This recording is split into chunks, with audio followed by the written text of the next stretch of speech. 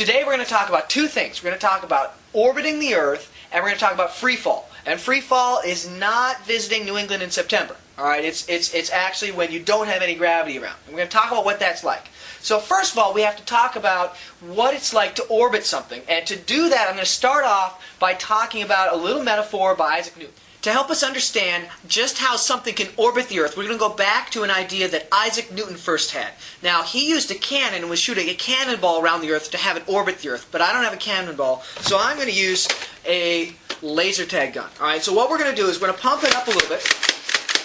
Okay, I pumped it up 4 times, and I'm going to launch this, and you can watch the dart go here, and you're going to see that, boom, it was flying and it fell as it flew. And that's normal because gravity's going to pull it down. If it flew up, well then we knew that something was wrong with the Earth. Alright, so now I'm going to pump it up 5 times. Okay, and I'm going to launch it, and this time we're going to hopefully see that it flies a little bit straighter. Okay, it didn't fall quite as far. And now if I pump it up 6 times, it'll fly even straighter.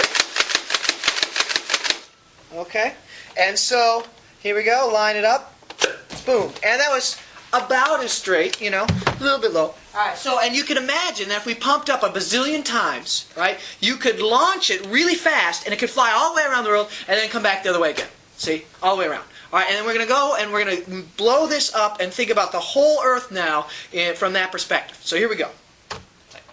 Alright, we want to blow this up to a large scale and think about what's going to happen from the perspective of something near the Earth. So this will be the Earth. Now, I don't have an Isaac Newton figurine. All I have is this wonderful Einstein figurine that I got from one of my students at school. So I've got Einstein, and he's sitting here on the Earth, right? And so he's walking around the Earth, all right? And so what's going to happen is he's going to be walking, and if he trips, he'll fall down, okay? But if he's walking faster, he'll trip and he'll fall further. And just like I shot the laser tag gun all the way around the world, and it came back, right? If you shot fast enough. If Einstein was walking fast enough, really fast, he could trip and he could fall all the way around the Earth. Now, how does that work? Well, what's really going on is that the Earth is always pulling down due to gravity. When you drop something, things fall. Look, my Earth is falling. All right, so everything is falling downward, right, towards, and so when something falls down the Earth, so if you were standing in Antarctica and you fell, you'd fall down towards the middle of the Earth. Or you stand at the North Pole, you fall down. You're at the equator, you fall down. Okay? So wherever you are, you're falling down. So if you're going sideways when you fall down, you will go a ways before you hit the ground. Just like launching the Nerf dart, right? It went and it fell and hit the ground. So picture this in your mind now. We're going to launch the ball sideways really fast, okay, and it's going to start falling down. And if it's going fast enough, it's going to fall down and miss the Earth. And so then now it's falling this way, and it's going to fall down, and it's going so fast it's going to miss. So if you keep missing the Earth, you're going to go all the way around, and that's what you get when you orbit the Earth. So satellites are basically falling down towards the Earth and just missing all the time. So here's how to fly. Okay, what you need to do if you want to learn how to fly is you walk really, really, really fast, and then trip, and then you'll just fly around the Earth, and it's no problem. Okay, look. Woo! He's safe. It's okay. Nobody was harmed. Okay, so now let's talk about what free fall means. Now, you know if you're sitting in a swimming pool underwater and you just hold your breath, you can just float around all casual. It's so nice and comfy.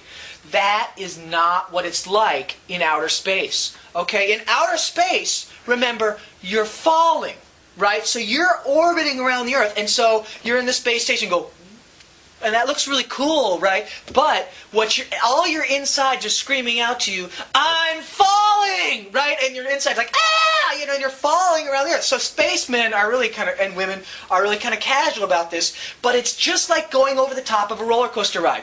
You're going around and around the Earth, and like on video it looks really cool, but what you're doing is like your whole body's screaming its head off, going, I am falling around the Earth, I am falling, falling, falling.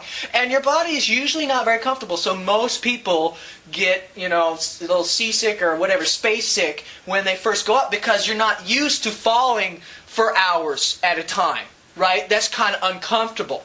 All right, so when you hear about free fall, you are actually falling, right? And so it could be pretty cool, but just remember, it's not like floating all comfy and warm in a pool. They're just every sense of your body screaming at you that you're falling. And then, you know, until you get over that, then you can kind of be, oh, this is cool. Look, everything floats around and space is really cool. All right?